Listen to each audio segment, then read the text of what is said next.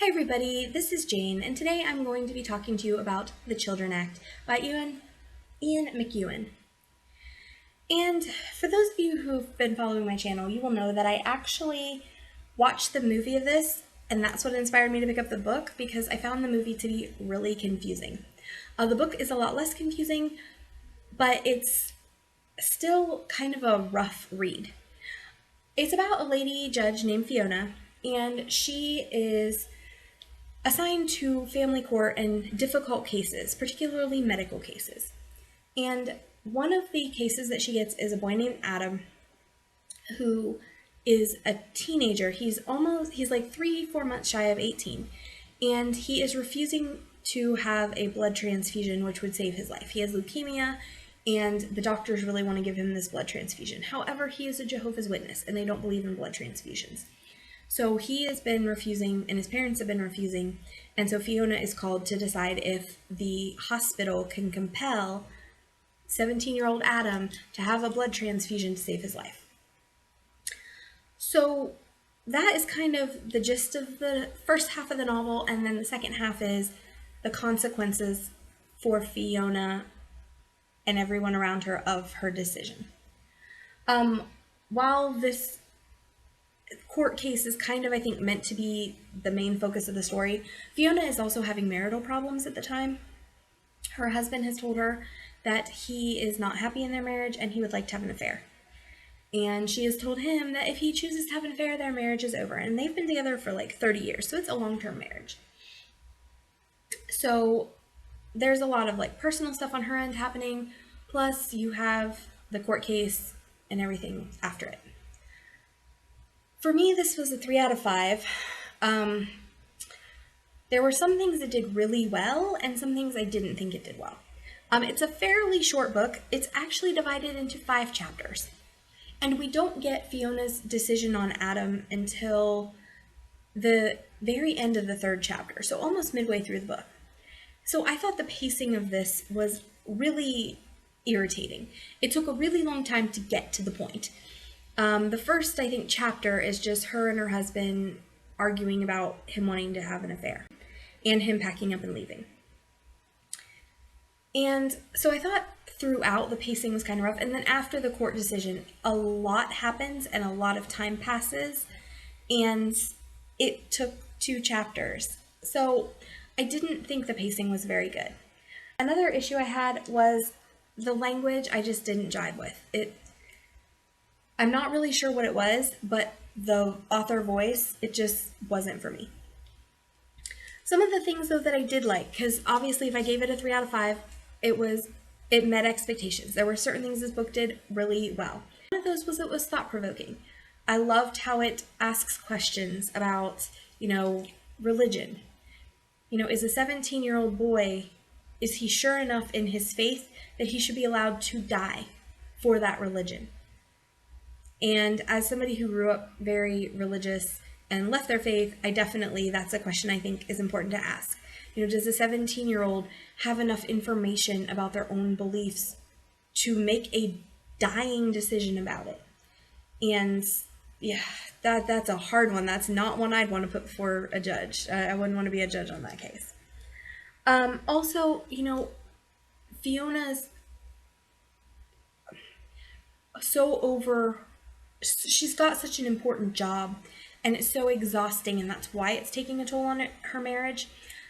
But at the same time, like, her husband doesn't really understand. So I liked the dynamics that his basically telling her, you need to have a life. I know your job is consuming, but your job is not the most important thing in your world.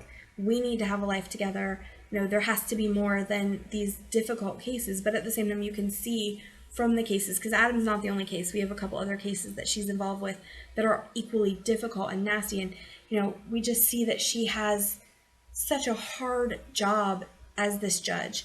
And I wouldn't want her job for anything in the world, trying to figure out the best interest of a child when sometimes there is no real answer. Sometimes the answers are so complicated. So I loved the court cases. I loved the ideas presented, but I just didn't necessarily jive with the writing, and I didn't jive with the pacing. So I'm going to go ahead now and get into some spoilers from the second part of the book and talk about the things that I was less, I didn't love.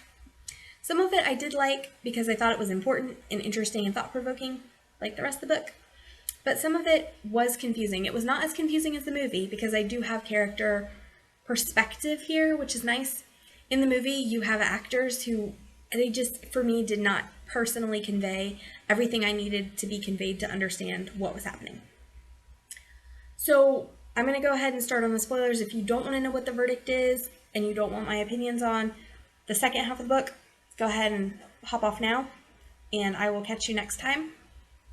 We're going into spoilers in 3, 2, 1. Fiona decides that by the rules of the Children Act, Adam should be forced to have the blood transfusion. And so he is. And that really messes with his head. He decides he doesn't want to be a Jehovah's Witness anymore. He's happy to be alive, or he seems to be. And he starts stalking Fiona.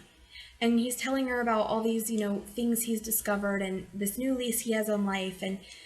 But he's also really kind of lost. He's having trouble with his parents because he's frustrated that they were willing to just let him die for this religion, and he's not sure he wants any part of being a Jehovah's Witness. And they're a real strict religion, so that causes a lot of family problems.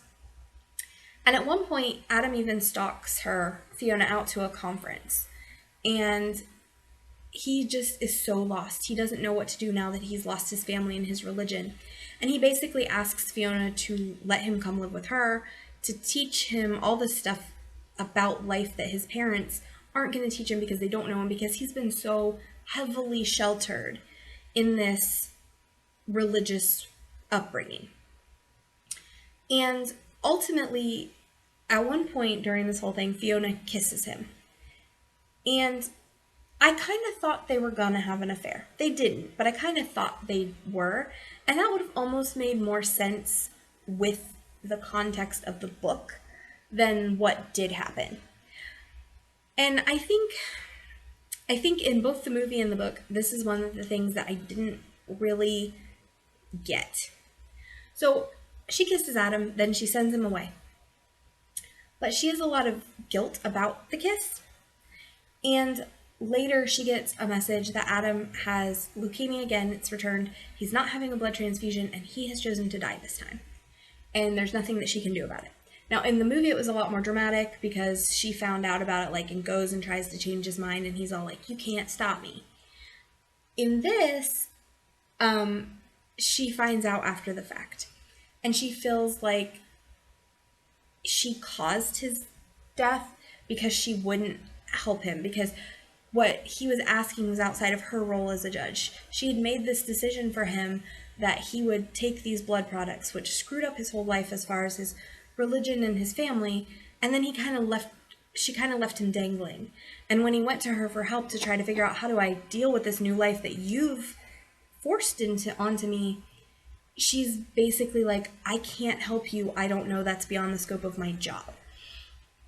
So she feels like he kind of committed suicide more than he died from leukemia. And it was really interesting to see her guilt and her difficulties, all the while she's trying to fix things with her husband, and she feels terribly guilty about the kiss, and her husband's upset about the kiss, even though he probably had an affair, which the husband's kind of, I had mixed feelings about him. Like, on one hand, I'm very sympathetic to the issues he was having in his marriage, because I'm divorced twice, for anybody who doesn't know, and one of those marriages, like, the person I was married to was a good person, but they were very involved in their work. Their focus was so work focused that there wasn't room for a lot of other things. So I really kind of sympathized with the husband and the frustration of having somebody who has a very important job as a spouse when that interferes with your life and your ability to have a marriage and life together. So, at the end, Fiona's trying to fix her relationship with her husband and trying to deal with her guilt for the decision she made, causing Adam all of this pain and suffering as he tried to figure out who he was, not being there to help him because that's outside of the scope of her job, and him ultimately dying anyway. So it was a good book. and there was a lot of really important questions raised. I loved that about it. But I felt like the second half went by so quick, and I needed a little more.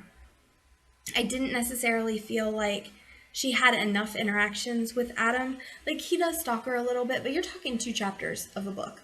He stalks her, and even you only really get 1 chapter of that. He, follows her, sends her letters, and for her to feel so much guilt over his death, I would have liked to see a little more of their interaction, maybe. Which might have been creepy, and I don't know, but it didn't quite work for me. But it was interesting. So I would recommend, if I recommend it as a read because it's thought provoking, but be aware, maybe read the first 10% first and see if you're going to jive with the language, and know that the pacing is kind of slow. It takes a while. There's a lot of stuff happening in the beginning that's not super important to the plot, because I still don't necessarily see how much her marriage breaking up affected what happened with Adam. Yes, maybe there was more of an effect than I saw with my one read through. And this is probably a book that has a lot of nuance that I just am missing. But I did enjoy it. I'm glad I read it.